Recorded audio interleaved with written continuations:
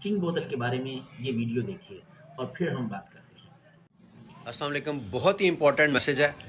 ये ज़रा सुने, बताएं। अस्सलाम वालेकुम। मैं रोज़ की 2 या 1 स्ट्रिंग लाजमी पीता था, जिसकी वजह से मेरा जो है लिवर उसके केमिकल की वजह से डैमेज हुआ है। तो काइंडली सबसे दरख्वास्त है कि प्लीज़ एनर्जी ड्रिंक्स। आपको डॉक्टर ने क्या कहा फिर? लीवर आपका लीवर का उन्होंने कहा कि आपका ट्रांसप्लांट करना पड़ेगा। हाँ। स्ट्रिंग उम्र पीने कितनी है आपकी? 27 एज है मेरी। हाँ। तो प्लीज़ एनर्जी ड्रिंक से परहेज़ करें।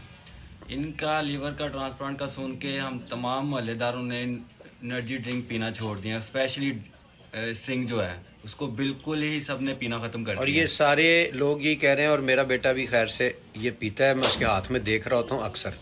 तो ये मुझे इधर आके मैं इत्तेफाक से यहाँ आया हुआ था, ये पता चला है। अभी भी अंदर लिवर पे बैंड डला हुआ है, डॉक्टर्स ने डाला हुआ है कि अगर ना रिकवर हुआ तो उन्होंने कहा कि ट्रांसप्लांट करना पड़ेगा। जी हाँ, तो ख्याल रखना है, सारे बच्चों को बता